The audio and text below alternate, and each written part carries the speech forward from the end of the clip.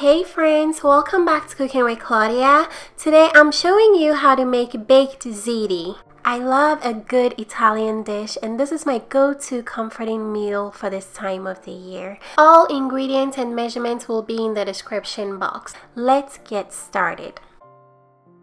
Alright you guys, so I have all my ingredients I need for the baked ziti prepped here. I also have my pot heating up over medium heat. I'm going to drizzle in some oil to heat up. I'm going to start by cooking some meat. I'm using a mixture of ground beef and Italian sausage.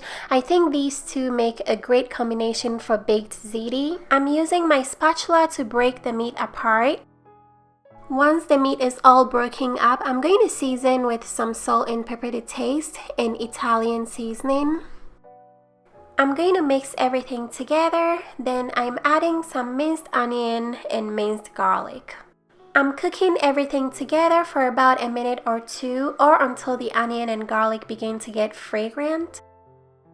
Then I'm tossing in some tomato paste. The tomato paste is going to add some thickness to the sauce. I'm going to cook it in with the meat for about 1 minute just to cook out that raw tomato flavor.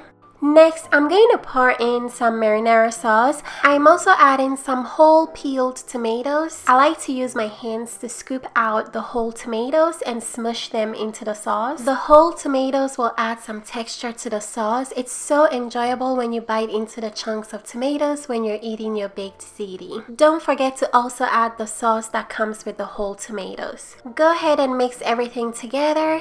Then as soon as it's very well incorporated, you're going to taste for salt and pepper, then add more as needed. I'm also adding some red pepper flakes. Next, I'm going to taste the sauce for acidity because tomatoes can be very acidic and adding a little bit of brown sugar will cut down the acidity and give it a nice taste. I'm mixing everything together. Then as soon as the sauce comes to a simmer, I'm turning my heat down to medium-low. Then I'm going to place the lid over my pan and let the sauce cook for 40 to 45 minutes. While the sauce is cooking, we're going to cook some pasta. So I'm boiling some water. Make sure you salt your water very well. As soon as the water starts boiling, I'm going to add in my pasta. I'm using rigatoni. Make sure to undercook the pasta. If the packaging says to cook for 10 minutes, cook for 8 minutes because it will continue cooking in the oven and you want it to be as firm as it can be. Once the pasta has finished cooking, make sure you drain and run it under cold water to stop the cooking process. Afterwards, set it aside for later. Next, we're going to put together the cheese filling for the baked ziti. I have some ricotta cheese in a mixing bowl.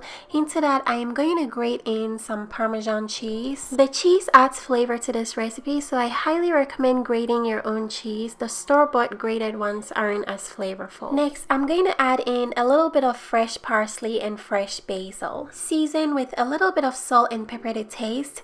And last, crack in a whole egg. Toss everything together very well. Once everything is mixed in, go ahead and set it aside for later.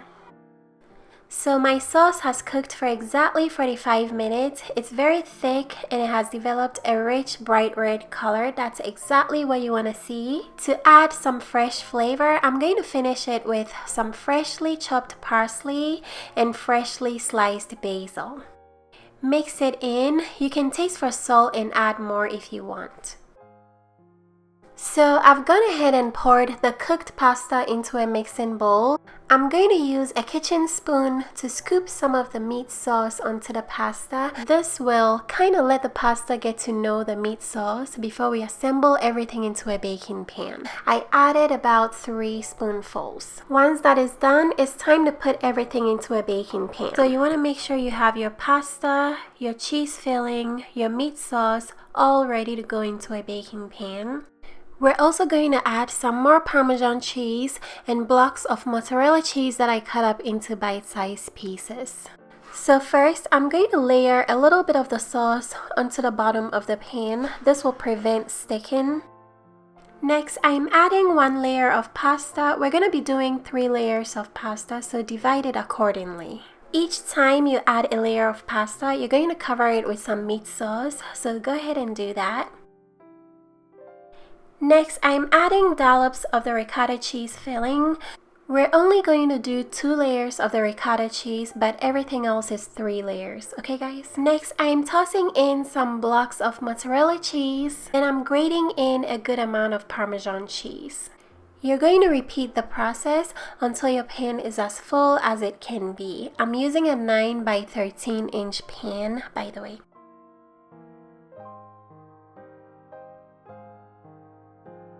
So the last topping is just going to be a layer of pasta, some meat sauce, and cheese. I've gone ahead and preheated my oven to 375 degrees Fahrenheit. Once the pan is full, I'm going to place it into the oven and let it bake for 35 to 40 minutes. And here it is when it's out of the oven. The aroma is out of this world divine. I like how the cheese is very bubbly and golden brown on the top. This tastes so much better when you let it sit and cool down a little. So let it sit for about 10 to 15 minutes for everything to set. It might be the longest 15 minutes of your life, but it's so worth it.